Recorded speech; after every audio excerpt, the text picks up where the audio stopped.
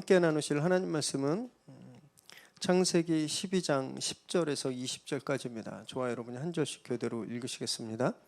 그 땅에 기근이 들었으므로 아브람이 애굽에 거류하려고 그리로 내려갔으니 이는 그 땅에 기근이 심하였음이라.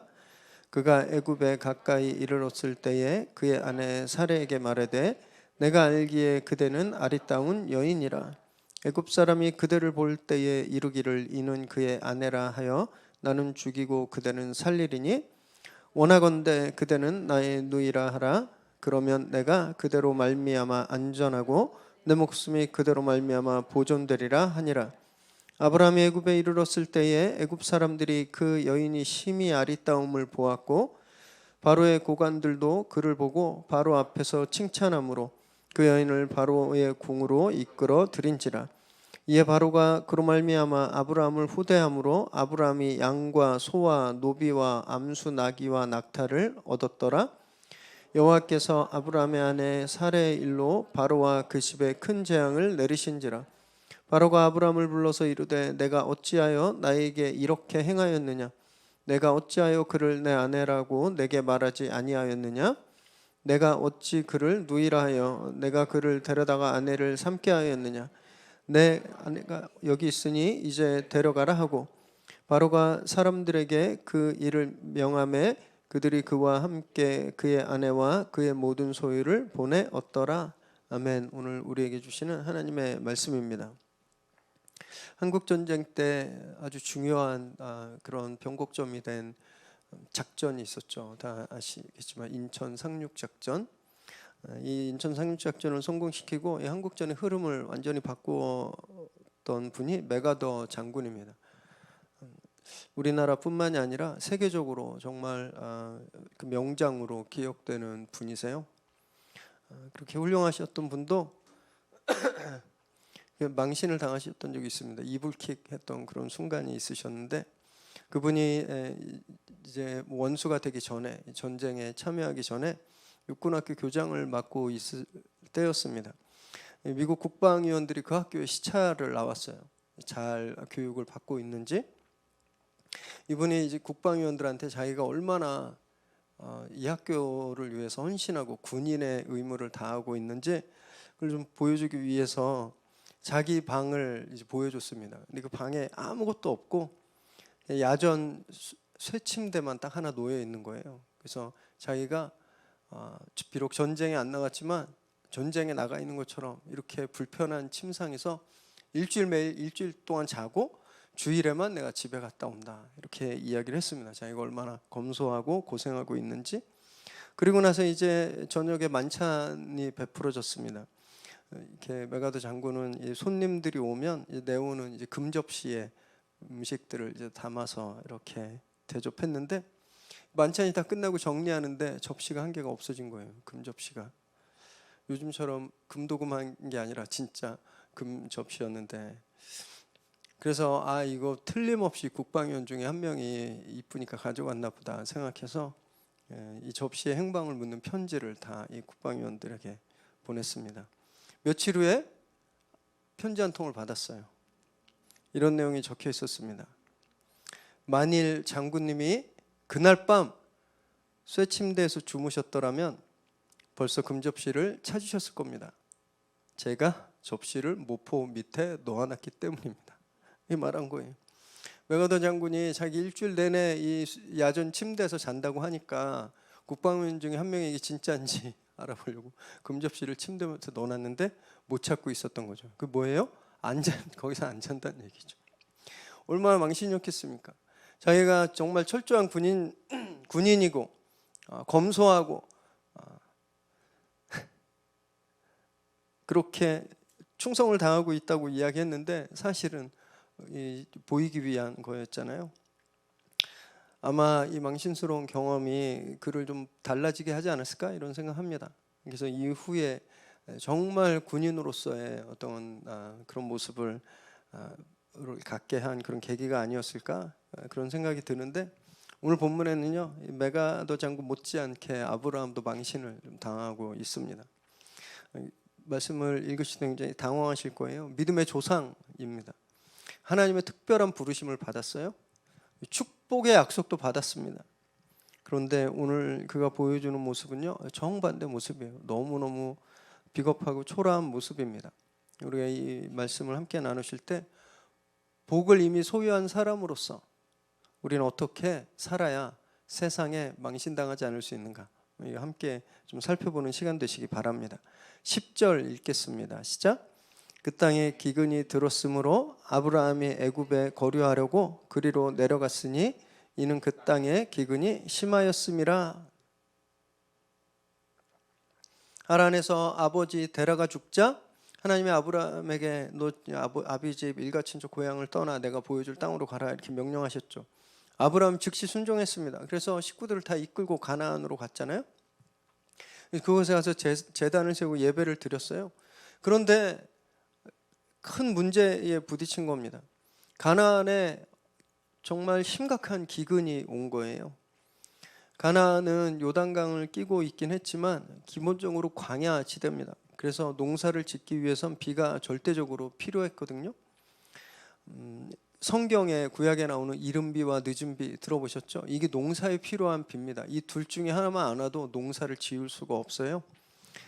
여름이 건기였기 때문에 10월쯤 가을에 이제 내리는 비, 이 일찍 내리는 비라 그래서 이른 비인데, 이 비가 와야 퍼석퍼석했던 땅이 촉촉해지고 씨앗을 뿌리고 경작할 수 있게 되는 겁니다. 이 이른 비가 와야 되는 거예요. 이거보다 훨씬 더 중요한 비는 늦은 비인데요. 3월쯤 옵니다. 겨울이 지나고 봄이 될 때쯤. 그래서 이걸 봄비, 단비라고도 하는데, 이 비가 내려야 열매를 맺을 수 있어요. 수분을 충분히 먹고 이 열매를 맺을 수 있거든요. 이 비가 안 오면 곡식이 열매를 맺을 수가 없습니다. 그런데 이 비가 매번 그렇게 제때 충분한 양이 내리지 않았거든요. 그래서 가나안은 정말 빈번하게 기근이 일어났습니다. 그래서 성경에 보면 기근 이야기들이 여러 곳에서 나오는 거예요. 이 기근이 굉장히 심하게 들었습니다. 그러니까 아브라함이 애굽으로 이민을 가요. 여기 거류하려고 갔다고 되어 있잖아요. 이거는 살려고 갔다는 겁니다. 이민 간 거예요. 애굽에 가서 살려고. 지도를 한번 좀 보여주시겠습니까? 네, 이게 아브라함의 이동 경로인데요. 여기 이제 베델 아이 사이에서 이제 거류하다가 쭉 이 길을 타고서 이집트에 와서 이 멤피스, 이집트라고 되어 있지만 멤피스로 왔습니다. 왜냐하면 바로를 만나잖아요. 멤피스에 바로가 살고 있었어요. 가나안은 기근이 빈번하게 일어났지만 이집트는 기근과 상관없는 땅이었습니다. 오히려 홍수가 늘 걱정됐던 땅인데, 여기 이렇게 막 조그맣게 막 실핏줄처럼 막 가 있는 이 물줄기 보이세요? 이게 꼭 삼각형이잖아요. 그래서 이 지역을 나일강 삼각주라고 이야기합니다. 물이 엄청 많았던 곳이에요. 그래서 이 땅은 기근이 들 때마다 다른 지역에서 오는 이민자들이 많았습니다. 그래서 당시 기록에도 보면 기근을 피해 애굽으로 이민 온 사람들의 이야기들이 많이 나와 있습니다. 말씀만 믿었잖아요. 하란에서 하나님이 가라는 말씀, 그 말씀만 믿고 고향을 떠났습니다. 보장된 것이 없었어요. 그런데 그가 먹고 사는 문제를 딱 만나니까 바로 말씀을 잊어버리고 현실의 필요에 따라가는 거죠. 사람들이 다 애굽으로 가니까 같이 애굽으로 간 거예요. 신앙생활을 오래 하시거나 특히 종교계에 종사하는 저 같은 목회자들은요, 이 먹고 사는 문제가 얼마나 무섭고 강력한지 잘 모를 때가 있습니다. 잘 경험해보지 못하는 경우가 많아요. 그래서 막 강단에서 성도님들을 어떤 때는 막 혼내죠. 그렇게 살면 되겠냐고 막 혼냅니다. 물론 먹고 사는 문제가 말씀을 먹는 것을 방해하면 안 되지만, 그렇다고 너무 가볍게 생각해서도 안 됩니다. 아브라함도 지금 그 문제에서 실패하고 있거든요. 굉장히 강력한 힘을 가지고 있어요. 돈의 힘 절대 무시할 수 없습니다. 아마 우리가 지금 겪고 있는 문제 99.9%는 다 이 돈 때문에 생긴 거라고 말씀드려도 과언이 아닐 거예요. 가족들끼리 사이 나빠져서 맨날 싸우는 거, 생활 때문에 오는 스트레스, 심지어 건강 문제도 따지고 보면 다 돈과 관련돼 있다고 볼 수 있습니다. 몇 년 전에 한 노모가 법원 앞에서 피켓 들고 1인 시위했던 게 뭐 뉴스에 보도된 적이 있었습니다. 그 피켓 내용은 자기 아들을 감옥 보내달라고 엄마가 이렇게 1인 시위했었어요. 그 사연은요, 아들이 복권이 당첨됐습니다. 한 40억 정도. 그래서 엄마한테 엄마만 알고 있어. 그리고 어머니한테 그 아파트를 한 채 사줬어요. 근데 엄마가 딸한테 그걸 이야기한 거예요. 그랬더니 이 딸이 누나인데 누나가 엄마를 꼬드겨서 그 아파트를 자기가 가지려고 하고 돈을 더 달라고 하다가 이 아들이 그걸 알게 됐습니다. 그래서 화가 나가지고 엄마한테 준 걸 다 뺏었어요. 그래서 막 난리가 났습니다. 그래서 엄마가 이런 폐륜 아들이 어딨냐, 그래서 아들 감옥 보내달라고 피켓 시위를 한 거예요. 만약에 그 집안에 돈 안 생겼으면 이런 천륜이 망가지는 일이 일어났겠습니까? 안 일어났죠. 돈이 들어가니까 이런 일들이 일어나는 겁니다. 아이고 우리 집은 돈이 없으니까 안 그럴 거다 이렇게 절대 생각하지 마십시오. 돈백 가지고도 의상하는 집 진짜 많이 봤습니다. 성경에서 돈을 섬기지 마라, 돈을 멀리해라고 말하는 건요, 돈 무시하라는 말이 절대 아닙니다. 무시할 수 없어요. 오히려 돈의 힘이 얼마나 강력하고 무서운지 제대로 알아라는 말이에요. 그리고 그 강력한 돈보다 더 큰 힘에 기대라, 이런 뜻입니다. 그래야 돈을 이길 수 있는 거예요. 돈을 얕잡아 보면 무조건 실패합니다. 돈을 무서워할 줄 알아야 돼요. 그 누구도 이 돈 앞에 안 넘어지는 사람 없습니다. 아브라함이 그걸 실패한 거예요. 먹고 사는 문제보다 훨씬 더 큰 분이 있는데 그분께 기대지 않았습니다. 그냥 흘러가는 대로 한 거죠. 그가 하란을 떠날 때 하나님의 말씀이 있었죠. 그리고 그가 가나안에 들어와서 가나안의 거류민들 막 정말 막 몸짱 거인들 봐서 막 움츠러들 때 하나님 또 말씀이 임하셨습니다. 두려워하지 말라, 이 땅 다 너네한테 주겠다고, 네 후손들에게.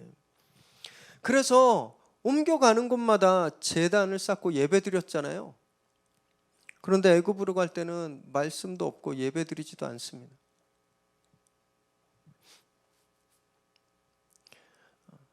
말씀이 없었던 이유는 하나님은 아브라함이 이집트로 가는 것을 원하지 않으셨다라는 것을 뜻해요.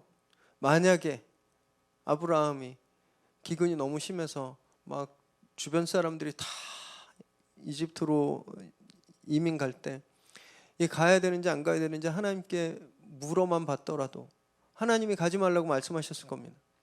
이거는 묻지 않았어요. 하나님께 기대지 않은 겁니다. 그래서 경제적인 문제로 특히 힘들어질 때는요, 먹고 사는 문제로 막 숨이 턱턱 막힐 때는 하나님께 기대해야 됩니다. 그 방법밖에 없어요.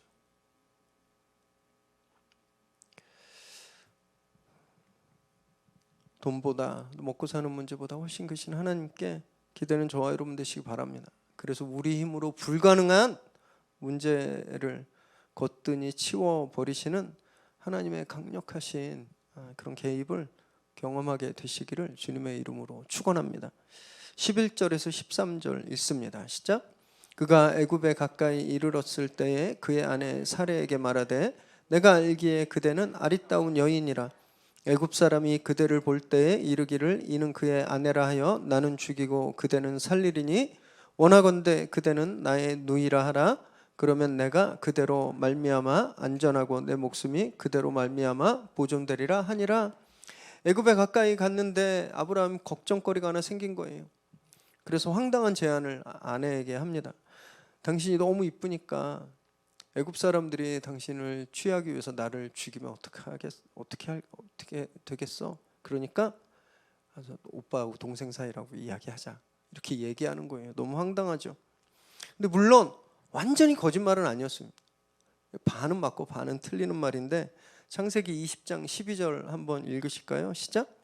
또 그는 정말로 나의 이복 누이로서 내 아내가 되었음이니라.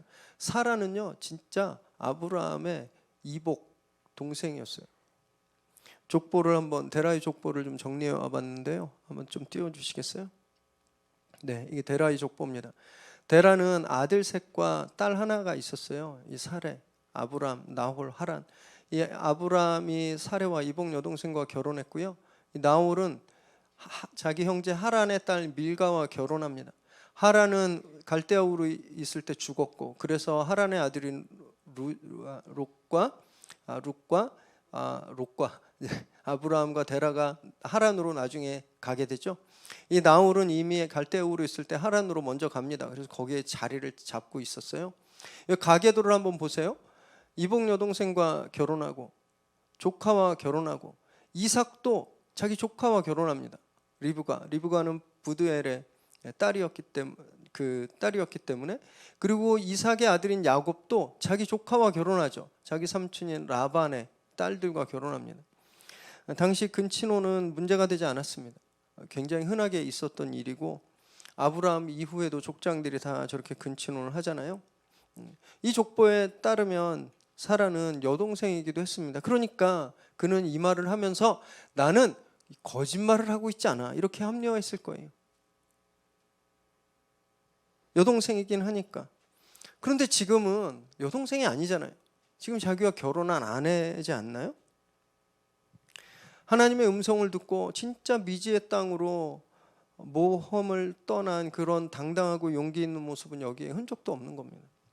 너무 실망스럽게도 자기 목숨만 걱정하는 비겁자만 여기 있는 거예요. 나에게 내가 어떻게 될까봐 자기 아내를 여동생으로 만들어 버리는 겁니다. 여기 아내의 의견도 기분, 감정 전혀 고려의 대상이 아니죠. 오직 자기 목숨만 걱정하는 겁니다. 비겁한 사람의 특징이에요. 비겁한 사람은요 항상 자기 자신만 챙깁니다. 다른 사람의 기분, 다른 사람이 당할 고통, 아픔 전혀 고려하지 않아요. 그리고 애써 자기의 행위를 합리화시킵니다.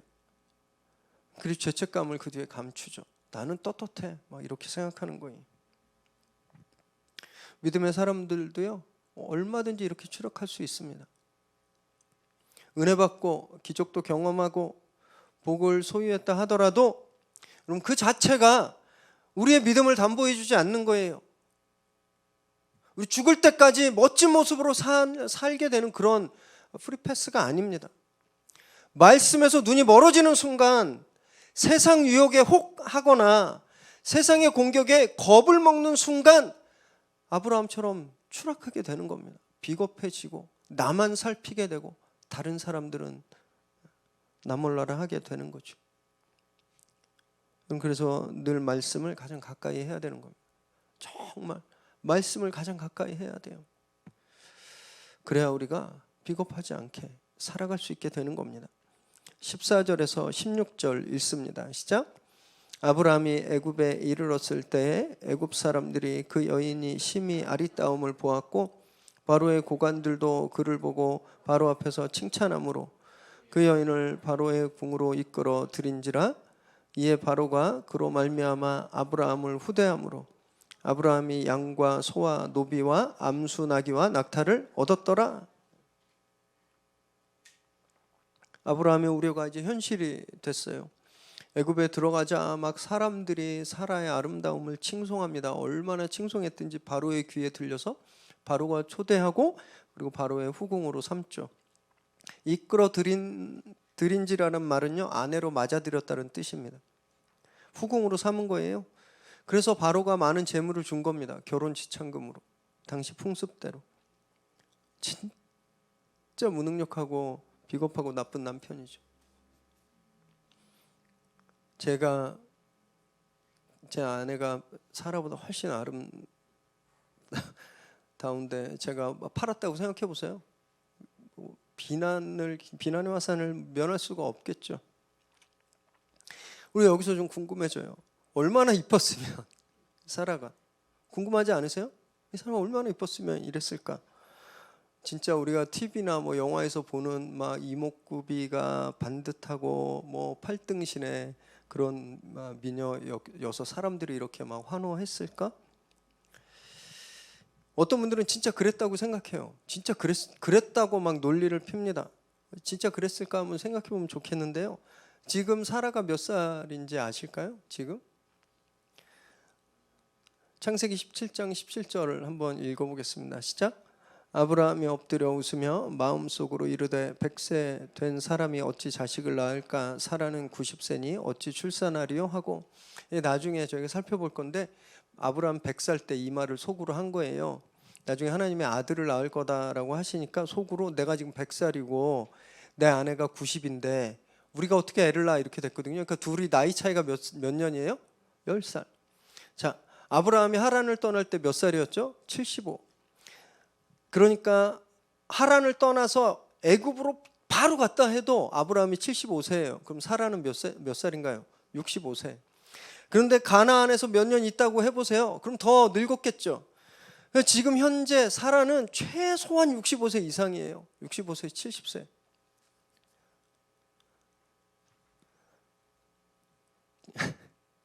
미모가 있었을까요? 우리가 생각하는? 문자주의자나 근본주의자들은요, 이 말 그대로 믿습니다. 그래서 사라가 65세에서 70세여도 아름다웠을 거다라고 믿어요. 그리고 그에 대해서 논리를 이제 여러 가지 드는데 그 중에 하나가 나이 문제예요. 당시 뭐 200살, 300살까지 살았으니까 65세면 뭐 한 20, 30대밖에 안 됐을 거다. 그러니까 미모가 남아 있었을 거다. 이렇게 이야기를 하고요. 또 애굽이, 이집트가 아프리카 대륙 맨 북단에 있잖아요. 그래서 여성들이 햇빛에 많이 타고 그래서 피부가 빨리 나빠져서 같은 나이라도 훨씬 더 미모가 더 빨리 사라졌을 거다. 그런데 가나안에, 하란과 가나안 이 좋은 곳에서 살던 사라는 이렇게 아기도 아직 못 낳았으니까 출산 경험도 없고 그래서 상대적으로 훨씬 더 덜 늙고 젊어 보였을 거다. 이렇게 이야기를 합니다. 다 뇌피셜이에요. 뇌피셜. 결론을 정해놓고 65세 이쁘다라는 결론을 정해놓고 이걸 계속 논리적으로 어떻게 해보려고 억지를 부리는데 여러분 그 이집트 여인들이 빨리 피부가 상하고 이렇게 못생겨졌다고 하면 역사적으로 두 미녀가 있잖아요. 동양에 양귀비가 있으면 서양에 누가 있죠? 클레오파트라. 클레오파트라 어디 사람이에요? 이집트 사람입니다. 무려 로마의 황제들을 치마폭 아래 두고 흔들었던, 그래서 이집트 사람이에요. 아름다움의 기준을 잘못 생각하니까 지금 우리가 생각하는 미의 기준으로 보니까 계속 이런 억지스러운 이야기를 하는 겁니다. 여러분, 아름다움은요 학습되고 강요되는 겁니다. 타고나지 않아요. 애기들 처음 태어났을 때 뭐가 이쁜지 안 이쁜지 잘 몰라요. 유치원 다니고 학교 다니면서 이쁜 선생님 안 이쁜 선생님 구별하죠. 왜 그런지 아세요? TV에서 맨날 뭐가 이쁜지를 보게 되니까. 드라마에 이쁜 사람이 미인, 미남이 주인공 하는 걸 계속 무의식적으로 학습되니까 미의 기준은 저런 거라고 생기는 거예요. 이게 아름다움이라는 기준입니다. 사회적인 거고 만들어지는 거예요. 조선시대, 그래서 조선시대 미인도를 보면 지금 우리가 미인이라고 말하는 그런 분들과 너무 많이 차이 나죠. 쌍꺼풀도 없습니다. 무쌍에 얇은 눈, 찢어져 있고 이렇게 샥 찢어져 있고 입술도 얇아요. 지금은 어때요? 쌍꺼풀에 앞트임 뒤트임 다 해가지고 막 눈 크게, 이게 눈 이렇게 쏟아지지 않을까 걱정되는데 눈트임하고 입술도 뿔툭하잖아요. 이게 미의 기준이에요. 피부도 하얄수록 미인 취급받습니다. 왜냐하면 우리가 그런 사람들이 아름다운 사람이다, 미인이다, 미남이다라고 계속 학습되어 왔으니까 만들어져 온 거예요. 그렇게 만들어진 아름다움의 기준을 가지고 성경에 살아도 그렇게 이뻤을 거다라고 생각하니까 무리한 결론이 나오는 거죠. 그래서 진짜 아무리 강조해도 부족함이 없어요. 그래서 우리가 귀납법적으로 성경을 봐야 되는 겁니다. 귀납법적으로 질문해야 돼요. 그 당시에 미의 기준은 무엇이었을까? 그 당시에는 누구를 아름답다고 이야기했을까? 생각해 보아야죠. 좋은 예가 있는데요. 호모의 오디세이라는 책이 있습니다. 다 보셨을 거예요. 이 오디세이의 아내가 페넬로페라는 여왕인데 이 둘이 결혼을 했어요. 그리고 10년 후에 오디세이가 트로이 전쟁에 10년간 갑니다. 그리고 그 전쟁이 끝나고 10년간 여행을 해요. 그러니까 결혼하고 30년을 떨어져 있게 되는데 페넬로페의 나이가 한 50대 중반 됐을 겁니다. 그때도 페넬로페에게 구원하는 구원자들이 막 문전성세를 이뤘어요. 줄을 섰어요. 페넬로페하고 결혼하려고. 그녀가 미인이라서 그랬을까요? 이 책은요, 그녀의 매력에 대해서 이렇게 소개합니다. 단정함과 키, 내면의 지혜로운 마음. 이 페넬로페의 아름다움이었다고 얘기를 하는 거예요. 우리가 생각하는 얼굴, 조화, 뭐 이렇게 얼굴의 조화, 눈이 크고 뭐 이런 게 아니라 행동 거지가 어떤지. 키는 건강을 뜻하거든요. 바른 자세, 건강, 그리고 깊은 속마음, 이것이 아름다움이었다라는 거예요. 이것이 아름다움의 기준이었다라는 거예요. 게다가 당시 통치자들은요, 여성을 단지 욕망의 수단으로 취하지 않았습니다. 바로가 이집트의 왕인데 그 얼마나 많은 여성들을 자기 마음대로 취할 수 있었겠습니까? 굳이 65세 이상 된 사람을 취할 이유가 없는 거죠. 그럼에도 취했다는 것은요, 권력욕입니다. 가나안에서 이주해 온 어떤 집단의 우두머리쯤 되는 사람의 여동생을 취한 거예요. 동맹관계를 형성하는 거죠. 그래서 당시에는 결혼을 통한 동맹이 진짜 빈번하게 일어난 겁니다. 성경에 솔로몬도 첩이 뭐 300명, 뭐 막 와이프가 몇십 명, 수십 명 되는데 이거 다 동맹이에요, 동맹. 사라가 아름다웠다는 것도 이런 관점에서 해석해야 되는 겁니다. 사라가 뭐 이뻤고 피부가 안 늙었고 이렇게 생각하면 진짜 남의 다리 긁는 거예요. 사라의 품위, 태도, 표정, 복장이 애굽 사람들이 보기에 너무 이국적으로 아름답게 보였던 겁니다. 그리고 아브라함이 족장의 면모를 가지고 있었기 때문에 바울이 동맹을 맺고 싶었던 거예요. 그래서 결혼을 한 겁니다. 여러분, 우리 시대와 전혀 다른 시대를 이해하기 위해선 그렇게 그 당시 시대를 살아봐야 돼요. 우리가 가서 생각해야 됩니다. 신약 성경도 그렇지만 특히 구약을 읽을 때는요, 더 주의를 기울여야 됩니다. 유목 문화와 농경 문화의 차이가 왜 다른지를 알아야 돼요. 그렇지 않으면 가나안에서 왜 이런 일들이 일어나는지 잘 이해를 못합니다. 또 도시국가들, 그리고 고대 근동을 제패했던 아시리아, 바벨론, 페르시아, 헬라 제국들이 어떤 특징이 있는지, 어떤 차이가 있는지 기본적으로 알아야 됩니다. 그래야 왜 이스라엘이 가나안 땅에 가서 나라를 세웠는지 알게 되는 겁니다. 그런데 이런 거 다 필요 없고 그냥 직통계시만 있으면 돼, 성경만 읽으면 돼, 기도만 하면 돼, 막 이러고 성경을 보면요, 물론 안 읽는 것보다 훨씬 낫겠지만 절대로 하나님께서 이 본문들 사이사이에 묻어놓으신 정말 놀라운 보화를 절대 캐낼 수 없는 거예요. 성경을 대충대충 공부하고 대충대충 읽으시면 안 됩니다. 최선을 다해 묵상해야 되는 거예요. 최선을 다해서 하나님이 우리에게 주신 이성과 지식과 하나님이 지금까지 역사에 쌓아놓으신 이런 것들을 통해서 우리가 성경을 봐야 됩니다. 그래야 풍성한 은혜를 우리가 경험할 수 있는 거죠. 17절 읽습니다. 시작. 여호와께서 아브라함의 아내 사레의 일로 바로와 그 집에 큰 재앙을 내리신지라. 바로가 사라를 아내로 들이자 하나님께서 바로와 그 집에 큰 재앙을 내리셨습니다. 어떤 재앙인지 나와 있지 않은데 틀림없이 전염병이었을 거예요. 왜냐하면 재앙이란 단어에는요, 반점이란 뜻, 역병이란 뜻이 있거든요. 전염병이 막 그 집안에 다 돈 겁니다. 왕궁에. 바로 진짜 억울하겠죠. 잘못한 거 하나도 없잖아요.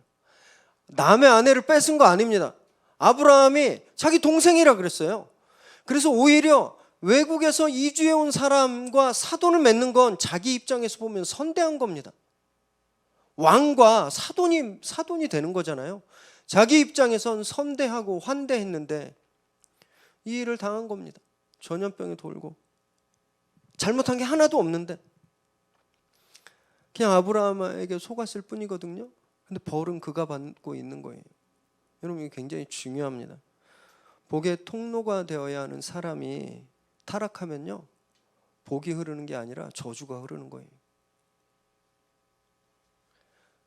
역사적으로 이런 일들 굉장히 많았습니다.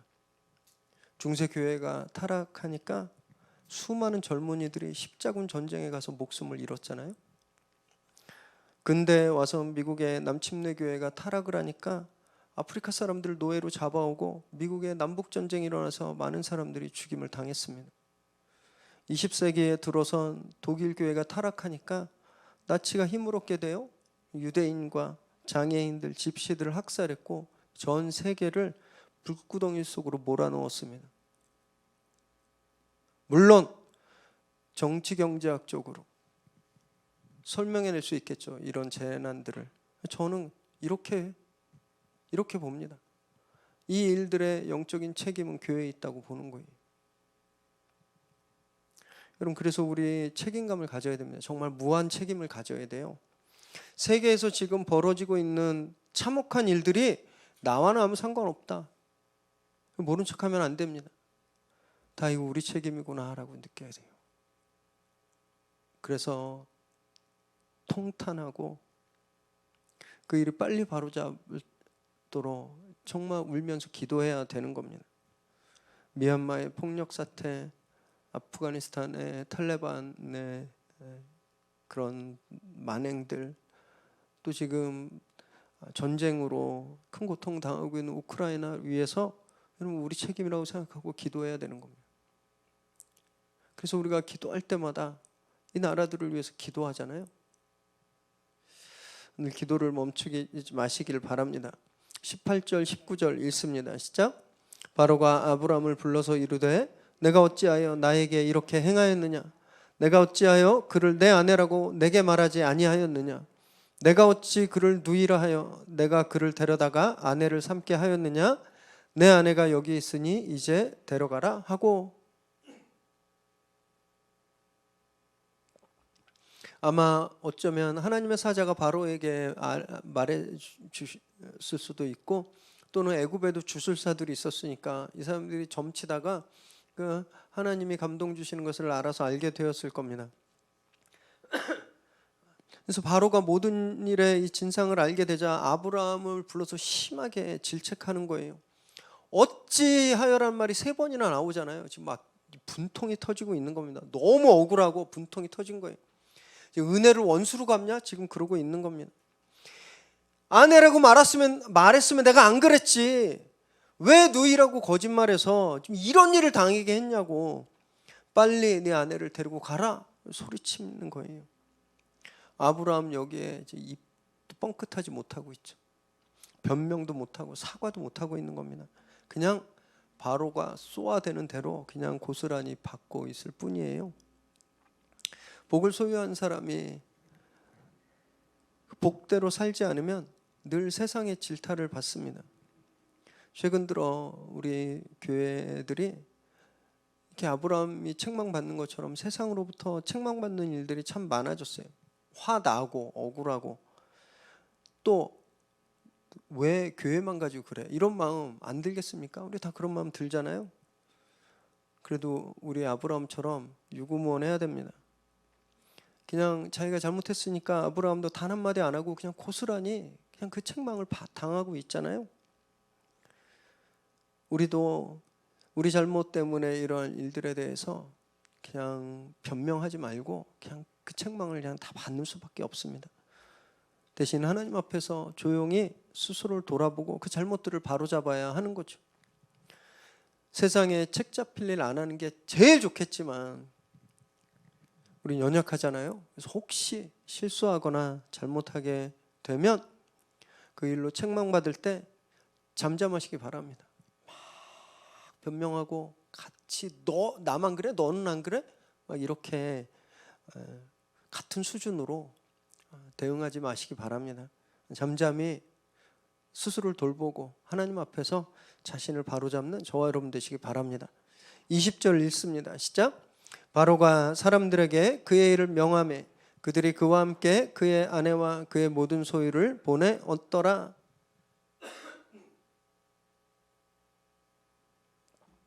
바로가 신하들에게 아브라함을 추방시켜라고 명령합니다. 그래서 그들이 아브라함을 추방시키는데 이때 아브라함의 아내도 또 그의 모든 소유, 이 모든 소유는 사라를 후궁으로 들여보냈을 때 왕에게 하사받은 지참금까지 다 포함하는 겁니다.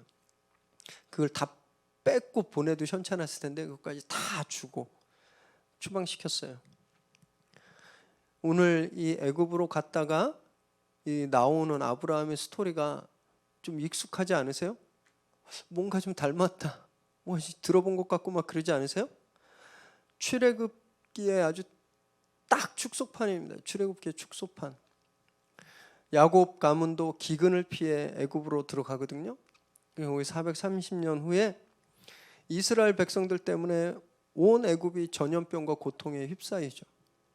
그리고 출애굽기 12장 35절 36절에 보면 이스라엘이 나올 때 애굽 사람들이 은과 금과 폐물 의복을 다 챙겨줍니다. 한 재산 챙겨줘서 나왔어요. 애굽의 기근을 피해서 들어간 아브라함, 그리고 아브라함의 잘못 때문에 큰 고통을 당한 바로와 그 집안, 그리고 애굽을 나올 때 받은 재산들, 가축들을 다 가지고 나오는 아브라함과 이 야곱의 가문으로 이집트에 갔다가 나중에 큰 민족을 이뤄서 나오는 이스라엘 백성들과 너무너무 닮아 있는 거죠.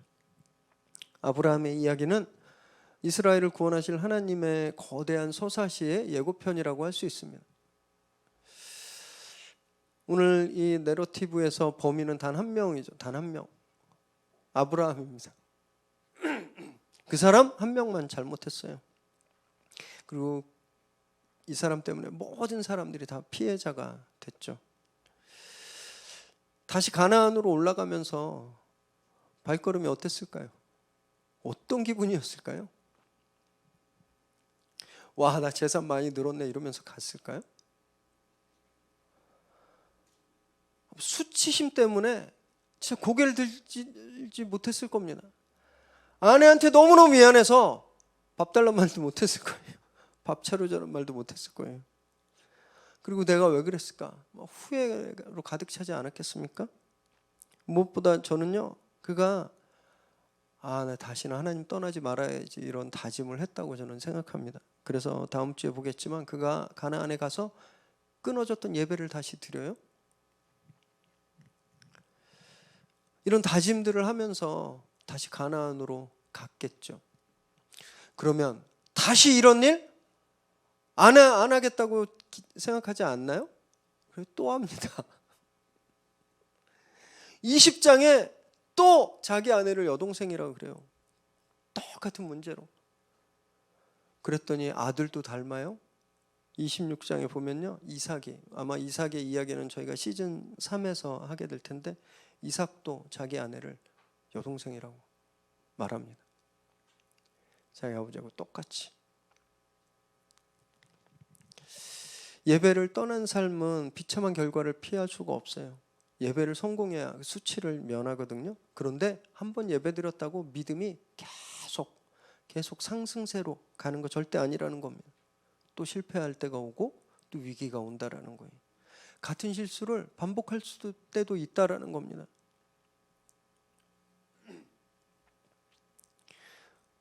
그러나 우리가 그때도 하나님을 놓지 말아야 된다라는 거예요. 믿음 생활은 수직 상승 곡선 절대 아닙니다.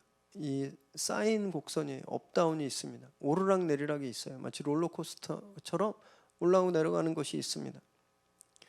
그런데 우리가 예배를 멈추지 않는 한 내려갔을 때도 하나님이 우리와 함께 하신다라는 거예요.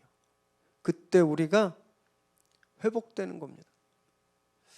그래서 사랑하는 여러분, 늘 예배하시기 바라요. 늘 예배하는 삶을 사시기 바랍니다. 주일날 교회 오라고 생각하지 마세요. 주일날 교회 오면 너무 좋지만 주일날 교회 오라는 말씀이 아니라 매일매일 예배하는 자세로 사시라는 말씀이에요. 아브라함처럼 실패할 수 있죠. 오늘 나 진짜 이렇게 살아야 되겠다 다짐했는데 내일 오늘 다짐을 까먹고 내일 엉뚱한 잘못된 선택을 해서 실패할 수도 있습니다.